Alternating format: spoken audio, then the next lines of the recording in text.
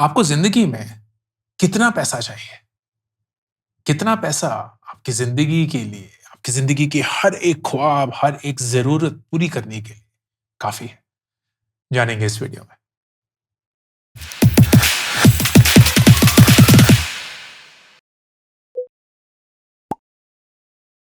दोस्तों, मैंने अपने न्यूज़लेटर में अगर आपने मेरा न्यूज़लेटर सब्सक्राइब नहीं किया है तो आप कर सकते हैं, जहाँ मैं हर हफ़्ते एक बहुत ही ओपन कन्वर्सेशन करता हूँ। जो भी मेरे दिमाग में चल रहा होता है उसको मैं शेयर करता हूँ and I just send it out to thousands of people. So around 70,000 people get that newsletter every week. पिछले हफ्ते मैंने अपनी न्यूज़लेटर में एक टॉपिक के बारे में बात करी which was how much money do you really need? आपको अपनी ज़िंदगी में वाक़ई में कितना पैसा चाहिए? And the reason why this question is important is because हम अपनी ज़िंदगी में ये अगर जानते नहीं हैं कि हम कितने पैसे के लिए काम कर रहे हैं, तो हम ज़िंदगी भर ना पैसे के लिए काम करते रह जाते हैं। अगर हमें पता ही नहीं है कि हम किस गोल, किस टारगेट की तरफ चल रहे हैं, देन जितना भी हमें मिलेगा ना, वो कम होगा। मुझे याद है मैंने काफ़ी लोगों से ये पूछा है कि आपको क्या लगता है आपको ज़िंदगी में कितना चाहिए? एंड लोग ना रैंडम कोई भी जवाब देते हैं। 100, 200, 300 करोड़, कुछ लोग बोलते हैं 20-30 लाख रुपए ही काफ़ी हैं।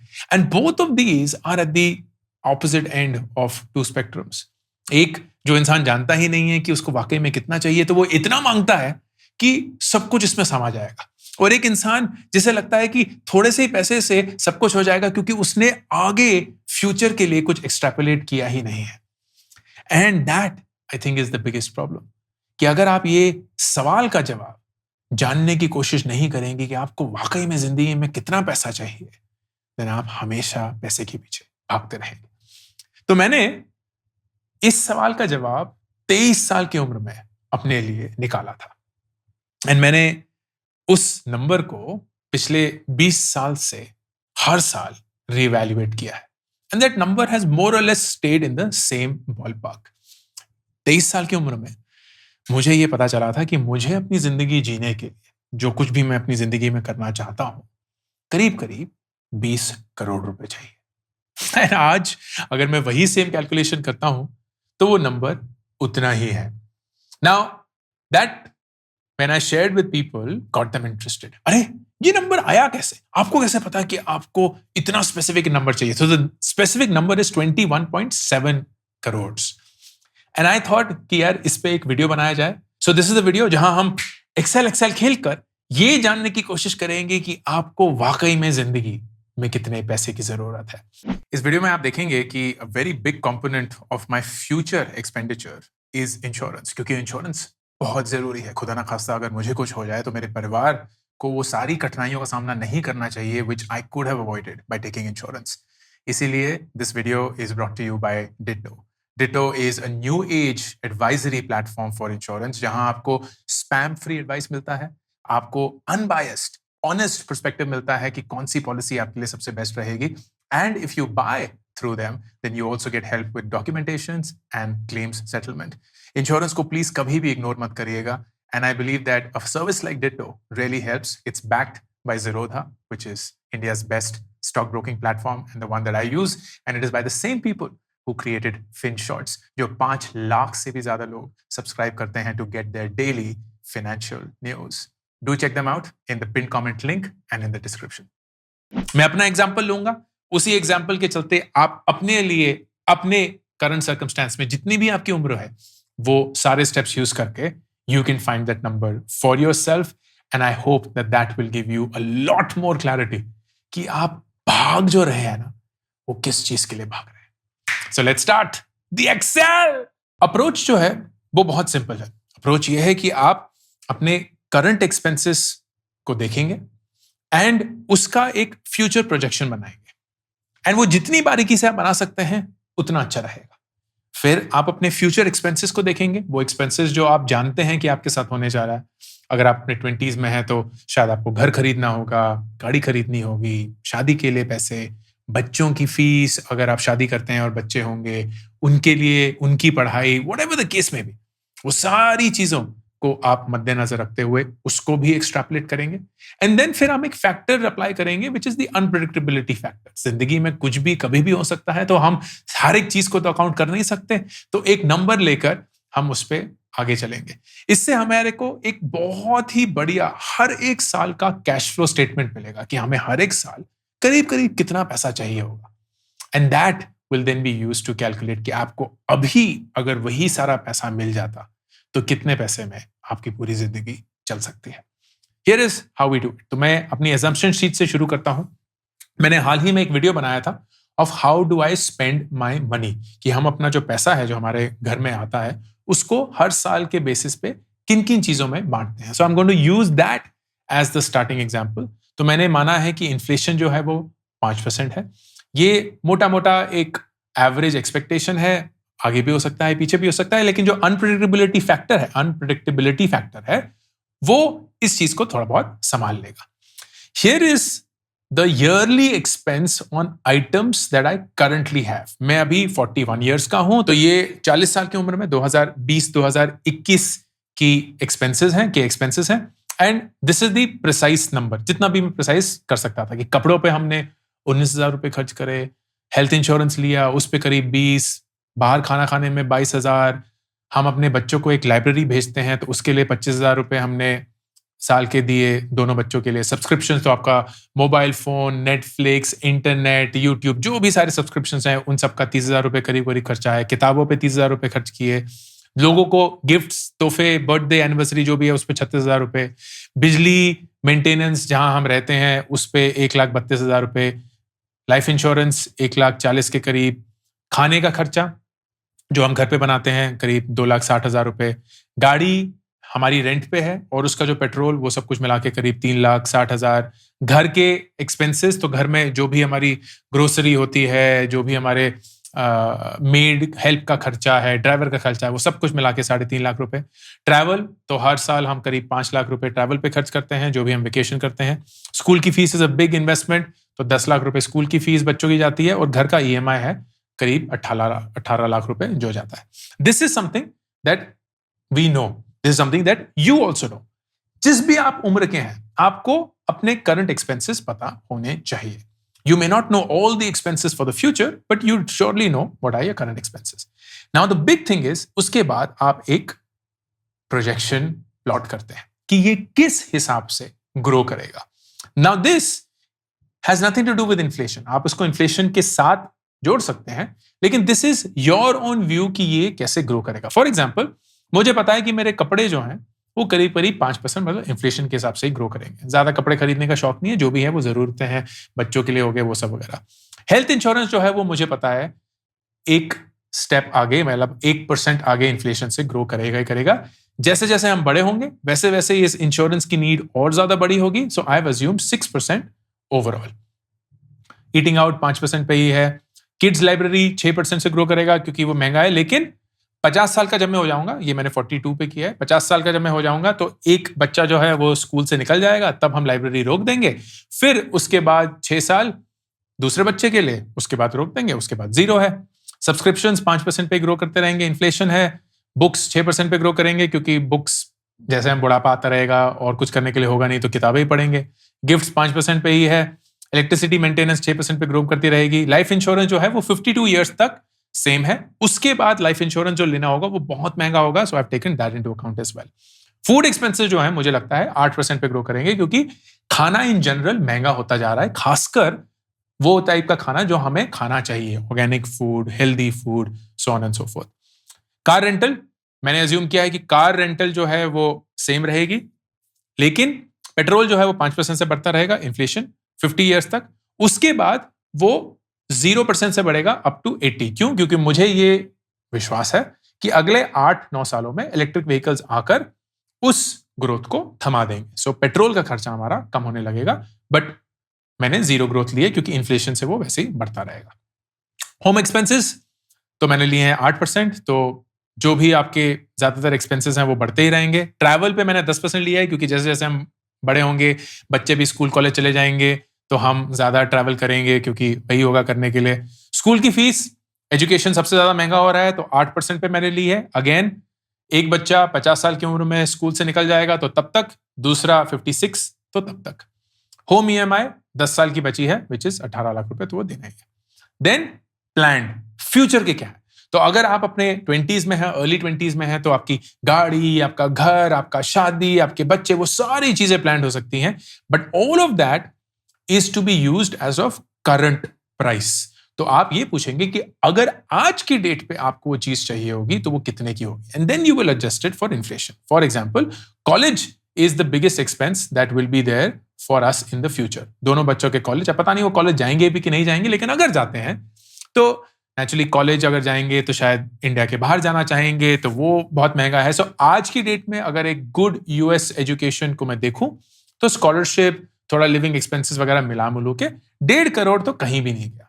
तो मैंने वही लिया है कि 1.5 करोड़ रुपए आज की डेट पे हमें चाहिए, लेकिन 49 की एज पे जब उनका पहले बच्चे का कॉलेज शुरू हो जाएगा, and I will grow it at 6%, तो मैं इन्फ्लेशन से थोड़ा ज्यादा इसको ग्रो करता रहूंगा। दूसरा बच्चा 55 की उम्र पे, वो भी मैं 6% से ग्रो करूंगा।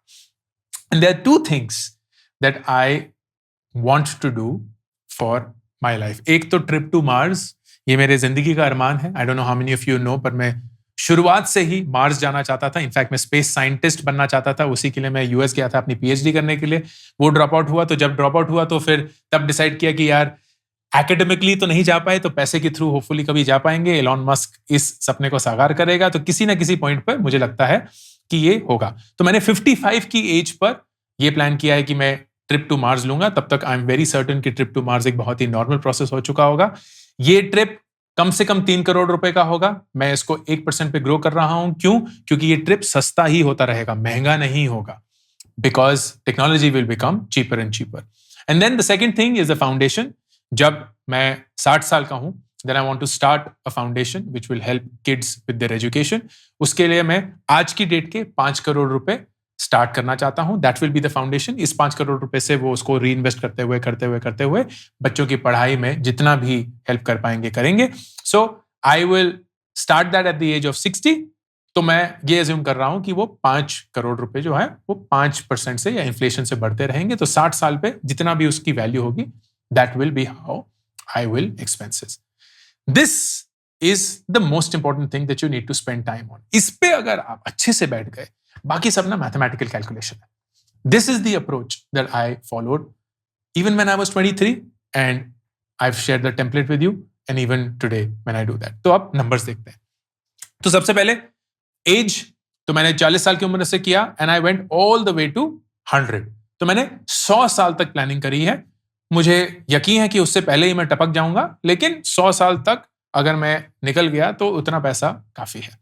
एंड सिंपल मैथ, ये एग्जैक्ट नंबर्स हैं जो मैंने अपने 40 साल और अपने 40th ईयर पे खर्च करे थे, एंड बेसिस जो हमने अजम्पशंस लिए थे यहां, उसको हम ग्रो करना शुरू करेंगे। And that is how it will work. For example, life insurance को देखते हैं। लाइफ इंश्योरेंस मैंने बताया था कि 52 की उम्र तक सेम है, लेकिन 52 के बाद अगर मैं अपनी लाइफ इंश्योरेंस लेना चाहता हूं, then I have assumed that it will be very expensive. तो मैंने उसको 10 गुना लिया है।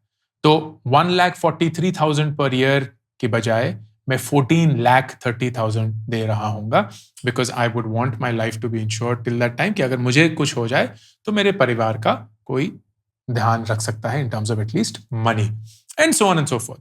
तो आपका होम ईएमआई जो है वो 52 पे खत्म हो जाएगा, उसके बाद कुछ नहीं है, घर हमारा, ये सारी चीजें हैं।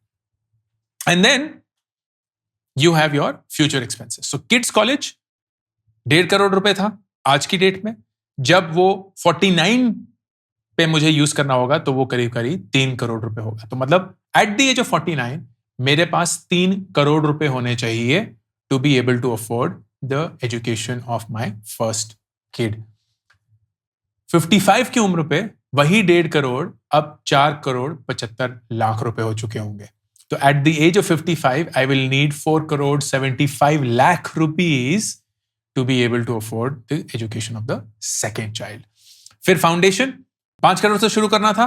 60 साल की उम्र में वही 5 करोड़ 13 करोड़ रुपए हो चुके होंगे, which means at the age of 60 अगर मुझे वो फाउंडेशन शुरू करनी होगी तो मेरे पास 13 करोड़ रुपए होने चाहिए to get that foundation done. And then finally trip to Mars, अगर 55 साल की उम्र पे मुझे 3 करोड़ रुपए आज की डेट में देने होंगे तो 55 साल में मेरा ये मानना है कि मुझे करीब 4 करोड़ रुपए देने होंगे फॉर दैट ट्रिप। तो आप इन सब को सम या ऐड करेंगे। दिस विल टेल यू कि हर साल आपका कितना करीब करीब खर्चा होने वाला है इन दैट ईयर, आज के प्राइसेस पे नहीं, उस साल के प्राइसेस पे। फॉर एग्जाम्पल, मैं अगर 40 साल की उम्र में 47 लाख रुपीस हर साल खर्च करता था इन एवरीथिंग, यही चीज अगर मुझे 50 पे देखनी पड़ेगी तो वो 77 lakhs हो चुकी होगी। This is simply the growth that I have assumed, of course inflation या जो भी अकाउंटेड फॉर। अब इसके बाद आता है अनएक्सपेक्टेड फैक्टर। ये अनएक्सपेक्टेड फैक्टर मैंने अपनी जिंदगी में 25% लिया है ना। दैट डजंट मीन कि मेरी जिंदगी 75% तक एकदम प्रेडिक्टेबल है और मुझे एग्जैक्टली पता है कि क्या होने वाला है ना। इट जस्ट मीन्स कि 25% अगर मेरे पास बफर होगा then I can somehow manage. जिंदगी ऐसी है एंड काफी कुछ दिया है कि हम भूखे नंगे नहीं मरेंगे, तो इस 25% से हम कहीं ना कहीं इसको नेविगेट कर पाएंगे। सो जो भी वैल्यू होगी उसका 25% एक्स्ट्रा, तो आपका एक टोटल नीडेड आ गया, which is the money that you would need every single year. अब ये काफी इन्फ्लेटेड है क्योंकि इस 25% से at least in the early years आपको काफी क्लैरिटी होगी कि यार इतना ज्यादा खर्चा तो नहीं होगा, but you assume that to be because कितना कुछ हो सकता है। I am 40, how can I predict the next 60 years, जहां मैं 100 साल की प्लानिंग कर रहा हूं, इम्पॉसिबल है। तो कुछ ना कुछ तो आता ही रहेगा। And then you will calculate what is called the present value of that money. What is the present value? हर साल इन्फ्लेशन की वजह से पैसे की जो कीमत है वो घटती है। तो अगर इन्फ्लेशन 5% पे है, दैट मीन्स अगले साल जो चीजें 100 रुपए की आज मिलती थी वो 105 रुपए की हो चुकी होंगी। तो आपके 100 रुपए की वैल्यू अब घट चुकी है, क्योंकि पहले वो 100 रुपए वो 100 रुपए की वो सारी चीजें खरीद सकते थे, लेकिन आज वो सारी चीजें नहीं खरीद सकते हैं क्योंकि वो दाम 105 हो चुका है। So you will back calculate what is the present value of this money. How do you do that? You adjust for inflation. ये सारा फॉर्मूला में बिल्ट है, तो आपको कुछ करने की जरूरत नहीं है, बट बेसिकली ये बताएगा कि हर साल अगर आप एक्चुअल में उस साल फॉर एग्जाम्पल 45 ईयर्स की एज पे अगर मैं उस साल 74 लाख रुपीस खर्च कर रहा हूँ, उसकी कीमत आज की डेट पे 61 लाख रुपीस है, क्योंकि इन्फ्लेशन 5% से उस वैल्यू को घटा रहा है। That's the simple way of looking at it. अगर आप इन सारी चीजों को सम करते हैं, you get what is called the total present value, which in my case is 41 crore. मतलब अगर मेरे पास आज की डेट में 41 करोड़ रुपीस होंगे तो मैं ये सारी चीजों को अच्छे से कर सकता हूं। But 41 crore is not the actual amount that I need today. क्यों? क्योंकि अगर मेरे पास आज की डेट में 41 करोड़ होंगे तो मैं नेचुरली उसको इन्वेस्ट भी कर रहा हूँ, उससे एक रिटर्न मिलेगा, तो वो रिटर्न एक्चुअली मेरे पैसे को धीरे धीरे बढ़ाता रहेगा, इन्फ्लेशन घटाता रहेगा, तो वो एक बैटल चलेगी इन 20 रुपए।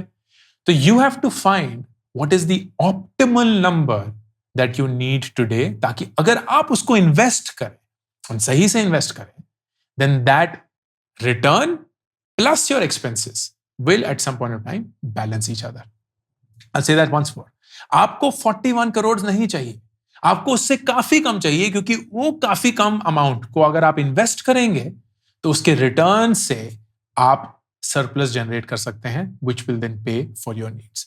Let's find what that number is. So you will assume a few things. मैंने सबसे पहले अज्यूम किया है कि एनुअल रिटर्न्स जो मुझे मिल सकते हैं over 60 years, which is crazy, is 10%. Stock market इससे ज्यादा दे सकता है, लेकिन मैं सारा पैसा स्टॉक मार्केट में तो नहीं डालूंगा, क्योंकि जैसे जैसे पैसा बढ़ता रहेगा I will want some bit of fixed income coming through.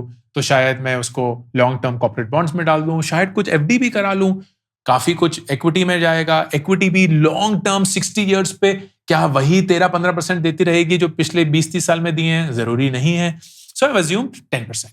And tax rate को मैंने अज्यूम किया 33% रहेगा, because this is the upper income bracket. तो 1/3 तो आपको सरकार को किसी पॉइंट पे देना ही देना होगा, चाहे अभी कम है ज्यादा है, व्हाटएवर द केसेस।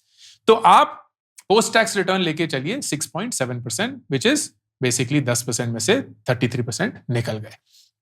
तो अगर आपके पास एक स्टार्टिंग कैपिटल है, लेट्स मेक दैट इनटू ये जो अमाउंट है ये अमाउंट अगर आप इन्वेस्ट करेंगे और आपको वो पोस्ट टैक्स 6.7% देगा, तो आपका पैसा धीरे धीरे बढ़ता भी रहेगा, इन्फ्लेशन की वजह से घटता भी रहेगा, आपके ये सारे एक्सपेंसेस भी हैं जो आपको कवर करने हैं. So all of that needs to balance itself.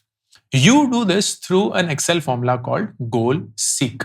बहुत ही सिंपल है, डरिएगा मत, एक ही क्लिक में आपको इसका जवाब मिल जाएगा. Here is how you do it. आप जाइए लास्ट 100 साल पे, एंड आप बोलते हैं यार 100 साल पे ना मेरे पैसे खत्म हो जाने चाहिए, जितने भी मेरे पैसे हैं उसको खत्म कर दो. I don't need any more money. ना मुझे अपने बच्चों को देना है, ना कोई ज्यादा डालनी है या छोड़नी है, व्हाटएवर द केस में. This is what you doing. So you will go to data में what if analysis and goal seek, and you will say set this cell, ये वाला जो सेल है, to 0. And by changing what? By changing the starting capital.